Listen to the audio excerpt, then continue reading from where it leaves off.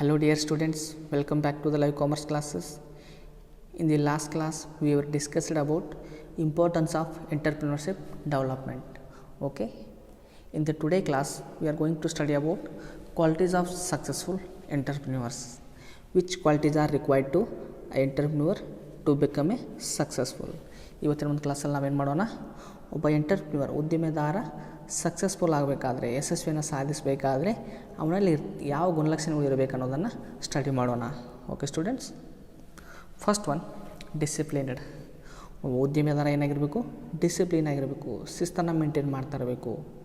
ಅದು ಆತನ ಕೆಲಸದಲ್ಲಾಗಿರ್ಬೋದು ಅಥವಾ ಆತನ ಜೀವನದಲ್ಲಿ ಕೂಡ ಆಗಿರ್ಬೋದು. Successful entrepreneurs and disciplined enough to take steps every day towards their achievements of their objectives. They have primary strategies and outline the tactics to accomplish them, and also these individuals are focused on making their business work and eliminate any hindrance or distractions to their goals. ಯಾವ ರೀತಿ ಡಿಸಿಪ್ಲಿನ್ನ ಹೊಂದಿರಬೇಕು? ಯಾವ ರೀತಿ ಅಂದರೆ ಆತನು ತನ್ನ ಕೆಲಸದಲ್ಲಿ ತನ್ನ ಏನೊಂದು ಕೆಲಸ ಇರುತ್ತಲ್ಲ ಆ ಕೆಲಸದಲ್ಲಿ ಪ್ರತಿಯೊಂದು ಕೆಲಸದಲ್ಲಾಗಿರ್ಬೋದು ಸ್ಟೆಪ್ ಬೈ ಸ್ಟೆಪ್ ಡಿಸಿಷನ್ಗಳನ್ನು ತೆಗೆದುಕೊಳ್ತಾ ಡಿಸಿಪ್ಲಿನನ್ನು ಮೇಂಟೈನ್ ಮಾಡಬೇಕು. ಆಗ ಮಾತ್ರ ಅವನು ತನ್ನ ಉದ್ದೇಶಗಳನ್ನು ತನ್ನ ಗುರಿಗಳನ್ನು ಈಡೇರಿಸ್ತಾನೆ ಅಂತ ಹೇಳ್ಬೋದು. ಅದೇ ರೀತಿಯಾಗಿ ಕೆಲವೊಂದು ಪ್ರಾಬ್ಲಮ್ಸ್ ಇದ್ದೇ ಇರುತ್ತೆ. ಪ್ರತಿಯೊಂದು ಇಂಡಸ್ಟ್ರಿ ಅಥವಾ ಆರ್ಗನೈಸೇಷನ್ ಅಂದಮೇಲೆ ಕೆಲವೊಂದು ಸಮಸ್ಯೆ ಇದ್ದೇ ಇರುತ್ತೆ. ಸೊ ಆ ಸಮಸ್ಯೆಗಳನ್ನು ಕೂಡ ಆತನು ಎದುರಿಸಬೇಕಾದ್ರೆ ಅವನಲ್ಲಿ ಡಿಸಿಪ್ಲಿನ್ ಇರಬೇಕು. ಶಿಸ್ತಿದ್ದಾಗ ಮಾತ್ರ ಅವನು ಅವುಗಳನ್ನು ಪ್ರಾಬ್ಲಮ್ಗಳನ್ನು ಹೊಡೆದೋಡಿಸಲು ಸಾಧ್ಯ ಆಗುತ್ತೆ, ಅವುಗಳನ್ನು ದಾಟ್ಕೊಂಡು ಮುಂದೆ ಹೋಗಲು ಸಾಧ್ಯ ಆಗುತ್ತೆ ಅಂತ ನಾವು ಹೇಳ್ಬೋದು. ಅದೇ ರೀತಿಯಾಗಿ ತನ್ನ ಬಿಸ್ನೆಸ್ಸಲ್ಲಿ ಬರ್ತಕ್ಕಂಥ ಕೆಲವೊಂದು ಡಿಸ್ಟ್ರಾಕ್ಷನ್ಗಳಾಗಿರ್ಬೋದು, ಪ್ರಾಬ್ಲಮ್ಸ್ಗಳಾಗಿರ್ಬೋದು, ಇವುಗಳನ್ನೆಲ್ಲ ಆತನು ಬದಿಗೊತ್ತಿ ಮುಂದೆ ಹೋಗಬೇಕಾದ್ರೆ, ಸಕ್ಸಸ್ಸನ್ನು ಸಾಧಿಸಬೇಕಾದ್ರೆ ಆತನು ಡಿಸಿಪ್ಲಿನಾಗಿ ಇರಲೇಬೇಕು. ಸೊ ಇದು ಒಂದು ಗುಣಲಕ್ಷಣ ಅಂತ ನಾವು ಹೇಳ್ಬೋದು. Okay, second one confidence. Confidence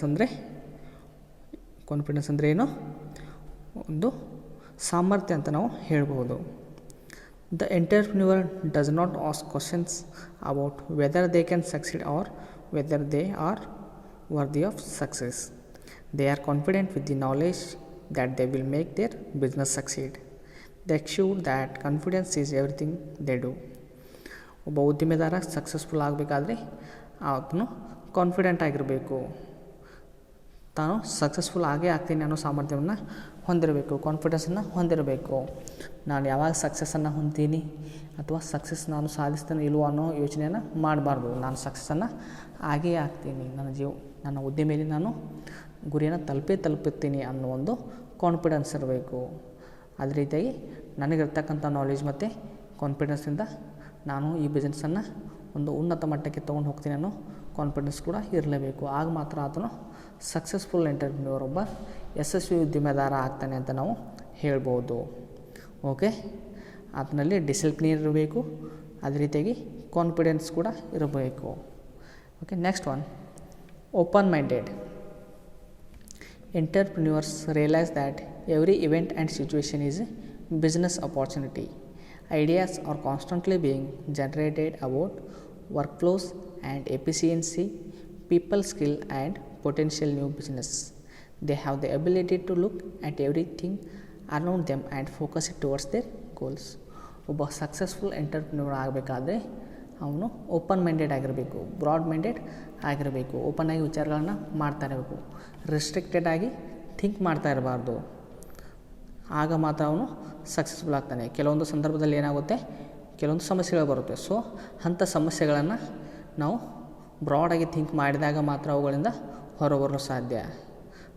ಅವುಗಳಿಂದ ಹೊರಬಂದು ನಮ್ಮ ಎಂಟರ್ಪ್ರಿನರ್ಶಿಪ್ಪನ್ನು ಕಂಟಿನ್ಯೂ ಮಾಡ್ಕೊಂಡು ಹೋಗೋಕ್ಕೆ ಸಾಧ್ಯ ಆಗುತ್ತೆ. ಸೊ ಅಂಥ ಸಂದರ್ಭದಲ್ಲಿ ಅವನು ಏನು ಮಾಡಬೇಕಾಗುತ್ತೆ, ವಿಚಾರಗಳನ್ನ ಮಾಡಬೇಕಾಗುತ್ತೆ, broad ಮೈಂಡನ್ನು ಹೊಂದಿರಬೇಕಾಗುತ್ತೆ.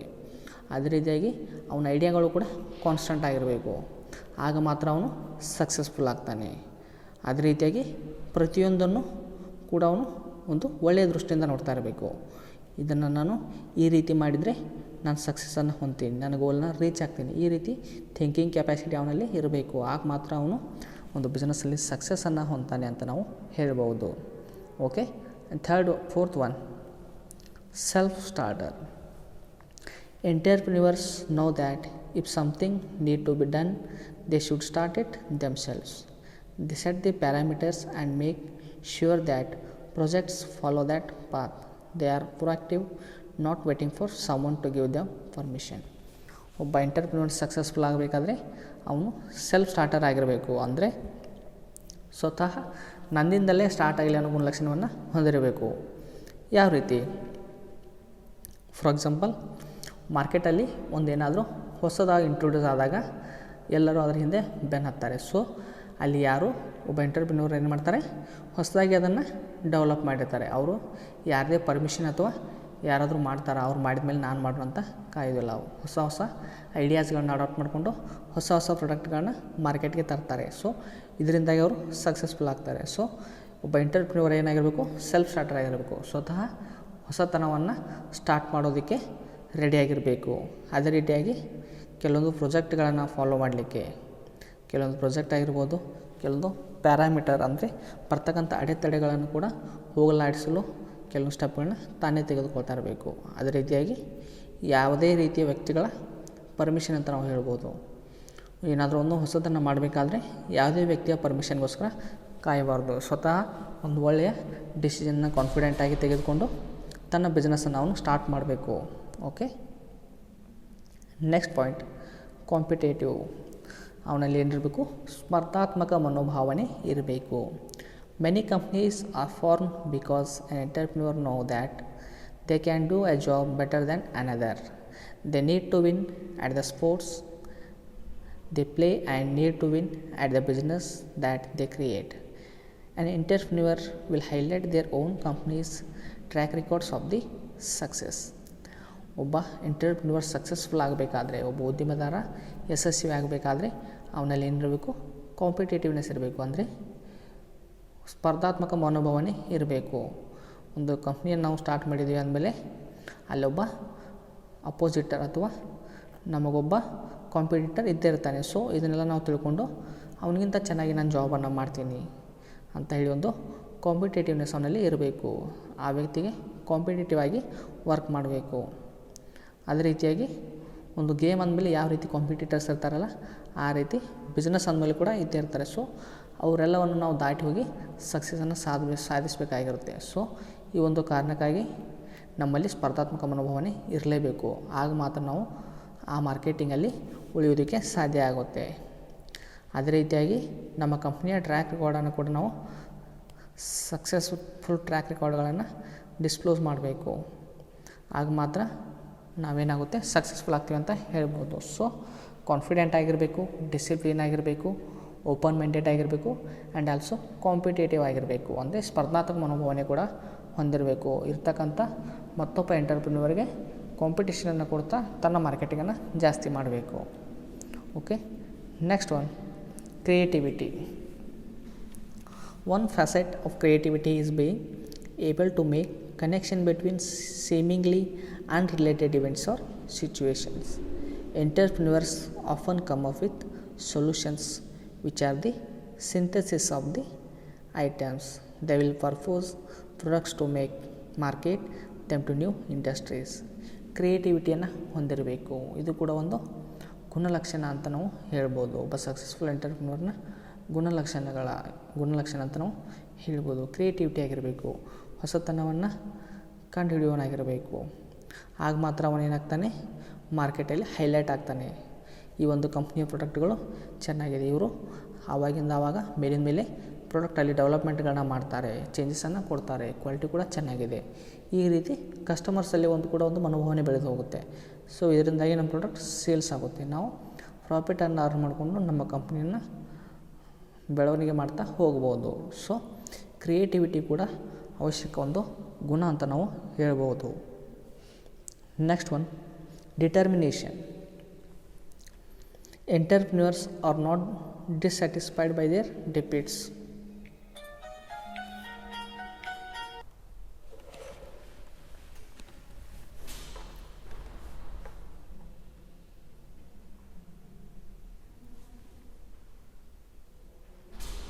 Okay, 7th point, determination ಅಂದರೆ ನಿರ್ಣಯ ತೆಗೆದುಕೊಳ್ಳೋದು ಅಂತ ಹೇಳ್ಬೋದು. Entrepreneurs are not dissatisfied by their defeats. ಅವನೇನಾಗಿರಬಾರ್ದು, ತನಗೆ ಬರ್ತಕ್ಕಂಥ ಒಂದು ಸಮಸ್ಯೆಗಳಿಂದ ಡಿಸ್ಸ್ಯಾಟಿಸ್ಫೈ ಆಗಬಾರ್ದು. ಅವನೇನು ಮಾಡಬೇಕು, they look at the defeat as an opportunity for success. ತನಗೆ ಬರ್ತಕ್ಕಂಥ ಕಷ್ಟಗಳನ್ನು ಅಥವಾ ಸಮಸ್ಯೆಗಳನ್ನು ಅಪಾರ್ಚುನಿಟೀಸ್ ಆಗಿ ಕನ್ವರ್ಟ್ ಮಾಡ್ಕೊಳ್ಬೇಕು.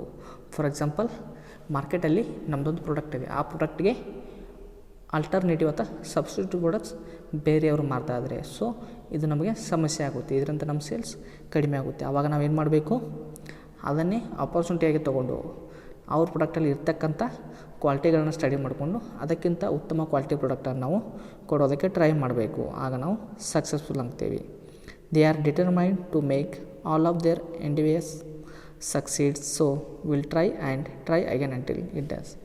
ಅವನೇನು ಮಾಡ್ತಾ ಇರಬೇಕು, ಸಕ್ಸಸ್ಫುಲ್ ಆಗೋವರೆಗೂ ಹಾಗೆಯೇ ಟ್ರೈ ಮಾಡ್ತಾ ಇರಬೇಕು, ಹೊಸ ಹೊಸತನವನ್ನು ಅಪ್ಲೈ ಮಾಡ್ತಾ ಇರಬೇಕು. ಕೊನೆಗೆ ಅವನು ಸಕ್ಸಸ್ಫುಲ್ ಆಗೇ ಆಗ್ತಾನೆ. Successful entrepreneurs do not believe that something cannot be done. ಒಬ್ಬ ಸಕ್ಸಸ್ಫುಲ್ ಎಂಟರ್ಪ್ರಿನ್ಯೂರ್, ಯಶಸ್ವಿ ಉದ್ಯಮಿದಾರ ಯಾವ ಒಂದು ಗುಣಲಕ್ಷಣ ಹೊಂದಿರ್ತಾನಂದರೆ, ಆತನು ಯಾವುದೇ ಕೆಲಸ ಆಗೋದಿಲ್ಲ ಅನ್ನೋದನ್ನು ತಲೆಯಲ್ಲಿ ಇಟ್ಕೊಂಡಿರೋದಿಲ್ಲ. ಪ್ರತಿಯೊಂದು ಕೆಲಸನೂ ಸಾಧ್ಯ ಇದೆ, ಈ ಕೆಲಸ ಹಾಗೆ ಆಗುತ್ತೆ, ಇದನ್ನು ನಾನು ಮಾಡೇ ಮಾಡ್ತೀನಿ ಅನ್ನೋ ಒಂದು ಪಾಸಿಟಿವನ್ನು ಹೊಂದಿರ್ತಾನೆ, ಪಾಸಿಟಿವ್ ಗುಣಗಳನ್ನು ಹೊಂದಿರ್ತಾನೆ. ಸೊ ಈ ರೀತಿಯಾಗಿ ಆತನು ಉತ್ತಮ ನಿರ್ಣಯಗಳನ್ನು ತೆಗೆದುಕೊಂಡು ಕಲೆಯನ್ನು ಕೂಡ ಹೊಂದಿರ್ತಾನೆ. Next one, strong communication skill. The entrepreneurs have strong communication skills to sell the product and motivate employees. Most successful entrepreneurs know how to motivate their employees so the business grows overall. They are very good at highlighting the benefits of any situation and coaching others to their success. Strong communication ಸ್ಕಿಲ್ಲನ್ನು ಹೊಂದಿರಬೇಕು, ಒಂದು ಉತ್ತಮ ಸಂವಹನ ಕಲೆಯನ್ನು ಹೊಂದಿರಬೇಕು. ಯಾವ ರೀತಿ, ಒಂದು ಬಿಸ್ನೆಸ್ ಅಂದಮೇಲೆ ಅಲ್ಲಿ ವರ್ಕರ್ಸ್ ಇದ್ದೇ ಇರ್ತಾರೆ. ಸೊ ವರ್ಕರ್ಸ್ ಅವರ ವರ್ಕ್ ಮೇಲೆ ನಮ್ಮ ಕಂಪ್ನಿ ರನ್ ಆಗ್ತಾ ಇರುತ್ತೆ. ಸೊ ನಮ್ಮ ಹತ್ರ ಒಂದು ಉತ್ತಮ ಮಾತಿನ ಕಲೆ ಇದ್ದಾಗ ನಾವು ವರ್ಕರ್ಸನ್ನು ಮೋಟಿವೇಟ್ ಮಾಡ್ಬೋದು. ಸೊ ನಾವು ಮಾಡ್ತಕ್ಕಂಥ ಮೋಟಿವೇಟ್ ಮೇಲೆ ಆ ವರ್ಕರ್ಸ್ ಅವರು ತಮ್ಮ ವರ್ಕನ್ನು ಸರಿಯಾಗಿ ಮಾಡ್ತಾರೆ ಅಥವಾ ಜಾಸ್ತಿ ವರ್ಕನ್ನು ಎಫಿಷಿಯೆಂಟಾಗಿ ಮಾಡ್ತಾರೆ. ಇದರಿಂದ ಏನಾಗುತ್ತೆ, ಆಟೋಮೆಟಿಕ್ಕಾಗಿ ನಮ್ಮ ಪ್ರೊಡಕ್ಷನ್ ಜಾಸ್ತಿ ಆಗುತ್ತೆ. ಆಗ ನಾವೇನಾಗ್ಬೋದು, ನಮ್ಮ ಬಿಸ್ನೆಸ್ಸಲ್ಲಿ ಇರ್ತಕ್ಕಂಥ ವರ್ಕರ್ಸ್ಗಳನ್ನ ಮೋಟಿವೇಟ್ ಮಾಡೋ ಮುಖಾಂತರ ನಮ್ಮ ಗೋಲನ್ನು ರೀಚ್ ಆಗ್ಬೋದು, ನಮ್ಮ ಕಂಪ್ನಿನ ಓವರಾಲ್ ಡೆವಲಪ್ಮೆಂಟ್ ಮಾಡಬಹುದು. ಅದೇ ರೀತಿಯಾಗಿ ಒಂದು ಉತ್ತಮ ಕಲೆ ಇದ್ದರೆ ಮಾರ್ಕೆಟಲ್ಲೂ ಕೂಡ ನಾವು ಕಸ್ಟಮರ್ಸ್ಗಳನ್ನು ಅಟ್ರ್ಯಾಕ್ಷನ್ ಮಾಡ್ಕೊಳ್ಬಹುದು, ಎಲ್ಲ ಕಡೆಯೂ ನಮ್ಮ ಪ್ರಾಡಕ್ಟನ್ನು ಸೆಲ್ ಮಾಡ್ಬೋದು. ಈ ರೀತಿಯಾಗಿ ಒಬ್ಬ ಸಕ್ಸಸ್ಫುಲ್ ಎಂಟರ್ಪ್ರಿನ್ಯೂರ್ಸ್ಗೆ ಇರಬೇಕಾದಂಥ ಒಂದು ಕ್ವಾಲಿಟಿ ಅಂತ ನಾವು ಹೇಳ್ಬೋದು. Okay, next one, strong work ethic. The successful entrepreneur will often to be first person to arrive the office and at the last one to leave. They will come in on their days off to make sure that an outcome meets their expectations. Their mind is constantly on their work whether they are in or out of the workplace. Strong work ethic ಇರಬೇಕು. ಒಂದು ಒಳ್ಳೆಯ, strong ಅಂದರೆ ಒಂದು ದೃಢ ಕೆಲಸದ ಮೇಲಿನ ಒಂದು ನಂಬಿಕೆ ಅಥವಾ ಒಂದು ಎಥಿಕ್, ಪ್ರಾಮಾಣಿಕತೆ ಅಂತ ಹೇಳಬಹುದು. ಯಾವ ರೀತಿ, ಅವನೇನಾಗಿರಬೇಕು, ತಾನೇ ಮೊದಲಿಗೆ ಕಂಪ್ನಿಗೆ ಬರ್ತಾ ಇರಬೇಕು, ತನ್ನ ಕಂಪ್ನಿಗೆ ತಾನೇ ಮೊದಲು ಬಂದು ಹೋಗೋರಲ್ಲಿ ಕೊನೆಯವನಾಗಿರಬೇಕು. ಆಗ ಏನಾಗುತ್ತೆ, ಎಂಪ್ಲಾಯಿಗಳು ಕೂಡ ಟೈಮಿಗೆ ಬರ್ತಾರೆ, ತಮ್ಮ ಓನರ್ ಸರಿಯಾದ ರೀತಿ ಟೈಮ್ ಬರ್ತಾನೆ, ನಾವು ಸರಿಯಾದ ರೀತಿ ಕೆಲಸ ಮಾಡಬೇಕು ಅನ್ನೋ ಮನೋಭಾವನೆ ಅವರಲ್ಲಿ ಬೆಳೆದು ಸರಿಯಾದ ರೀತಿ ಕೆಲಸ ಮಾಡ್ತಾರೆ. ಸೊ ಒಬ್ಬ ಸಕ್ಸಸ್ಫುಲ್ ಆಗಬೇಕಾದ್ರೆ ಅವನಲ್ಲಿ ಒಂದು ಒಳ್ಳೆಯ ಸ್ಟ್ರಾಂಗ್ ವರ್ಕ್ ಎಥಿಕ್ ಇರಬೇಕು, ಪ್ರಾಮಾಣಿಕತೆ ಇರಬೇಕು. And also they will come in their day off to make sure that an outcome meet their expectations. ಆತನ ತನ್ನ ರಜಾವಧಿಯಲ್ಲೂ ಕೂಡ ಕಂಪ್ನಿಗೆ ಬರ್ತಾ ಇರಬೇಕು. ಇದರಿಂದ ಆತನ ಎಕ್ಸ್ಪೆಕ್ಟೇಷನ್ಗಳು ಕಂಪ್ಲೀಟ್ ಆಗುತ್ತೆ, ತಾನು ಏನು ಅಂದ್ಕೊಂಡಿರ್ತಾನಲ್ಲ ಅದನ್ನು ರೀಚ್ ಆಗಲಿಕ್ಕೆ ಹೆಲ್ಪ್ ಆಗುತ್ತೆ ಅಂತ ನಾವು ಹೇಳ್ಬೋದು. ಅದೇ ರೀತಿಯಾಗಿ ತನ್ನ ವರ್ಕ್ ಮೇಲೆ ಅವನಿಗೆ ಸರಿಯಾದ ರೀತಿ ಗಮನ ಇರಬೇಕು. ತನ್ನ ವರ್ಕ್ ಪ್ಲೇಸ್ ಏನಿದೆ ಅನ್ನೋದು ಅರ್ಥ ಆಗಿರಬೇಕು. ಆ ವರ್ಕ್ ಪ್ಲೇಸನ್ನು ಸರಿಯಾದ ರೀತಿಯಲ್ಲಿ ಮೇಂಟೈನ್ ಮಾಡ್ತಾ ಇರಬೇಕು. ಆಗ ಆಟೋಮೆಟಿಕ್ಕಾಗಿ ಅವನು ಡೆವಲಪ್ ಆಗ್ತಾನೆ ಅಂತ ನಾವು ಹೇಳ್ಬೋದು. ಆ್ಯಂಡ್ ನೆಕ್ಸ್ಟ್ ಒನ್, ಫ್ಯಾಷನ್, ವೃತ್ತಿ ಅಂತ ಹೇಳ್ಬೋದು. Passion is the most important trait of the successful entrepreneur. They genuinely love their work. They are willing to put in those extra hours to make the business succeed because there is a joy their business gives which goes beyond the money. The successful entrepreneur will always be reading and researching way to make their business better.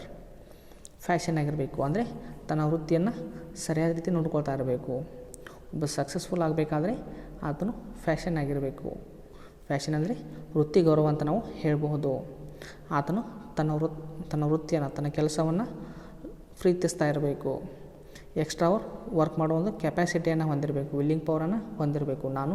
ಇದು ನನ್ನ company, ನಾನು extra hour work ಮಾಡ್ತೀನಿ, ಇದರಿಂದ ನನಗೂ benefit ಆಗುತ್ತೆ ಅಂತ ಹೇಳಿ ಆತನ ಯೋಚನೆಗಳಿರಬೇಕು. ಈ ರೀತಿಯಾಗಿ ಅವನೇನು ಮಾಡಬೇಕು, ಯಾವಾಗಲೂ ಓದೋ ಹವ್ಯಾಸವನ್ನು ಹೊಂದಿರಬೇಕು. ಹೊಸ ಹೊಸ ಅಂಶಗಳನ್ನು ಸ್ಟಡಿ ಮಾಡ್ತಾ ಇರಬೇಕು, ಹೊಸ ಹೊಸ ರಿಸರ್ಚ್ಗಳನ್ನ ಮಾಡ್ತಾ ಇರಬೇಕು. ಮಾಡೋ ಮುಖಾಂತರ ತನ್ನ ಕಂಪ್ನಿಯನ್ನು ಬಿಸ್ನೆಸ್ಸನ್ನು ಡೆವಲಪ್ಮೆಂಟ್ ಮಾಡ್ತಾ ಇರಬೇಕು. ಈ ರೀತಿಯಾಗಿ ಒಂದು ಒಳ್ಳೆಯ ವೃತ್ತಿ ಮನೋಭಾವನೆ ಹೊಂದಿರೋ ವ್ಯಕ್ತಿ ಸಕ್ಸಸ್ಫುಲ್ ಆಗ್ತಾನೆ, ಒಬ್ಬ ಉದ್ಯಮದಾರ ಯಶಸ್ವಿ ಆಗ್ತಾನೆ ಅಂತ ನಾವು ಹೇಳ್ಬೋದು. ಓಕೆ ಸ್ಟೂಡೆಂಟ್ಸ್, ಈ ಚಾಪ್ಟರಲ್ಲಿ ಫಸ್ಟ್ ಯೂನಿಟಲ್ಲಿ ಇದು last concept, qualities of entrepreneur. Confident ಆಗಿರಬೇಕು, ಡಿಸಿಪ್ಲಿನ್ ಆಗಿರಬೇಕು, ವರ್ಕ್ ಎಥಿಕ್ ಇರಬೇಕು, ಬ್ರಾಡ್ ಮೈಂಡೆಡ್ ಇರಬೇಕು. ಓಕೆ, ಇವೆಲ್ಲ ಪಾಯಿಂಟ್ಸನ್ನು ಸರಿಯಾದ ರೀತಿಯಲ್ಲಿ ನೆನಪಿಟ್ಟುಕೊಳ್ಳಿ. ಇದು ಎಕ್ಸಾಮ್ ದೃಷ್ಟಿಯಿಂದ ಇಂಪಾರ್ಟೆಂಟ್ ಕಾನ್ಸೆಪ್ಟ್ ಅಂತ ಹೇಳ್ಬೋದು. ನೆಕ್ಸ್ಟ್ ವಿಡಿಯೋದಲ್ಲಿ ಸೆಕೆಂಡ್ ಯೂನಿಟ್ ಸ್ಟಾರ್ಟ್ ಮಾಡೋಣ. Thank you.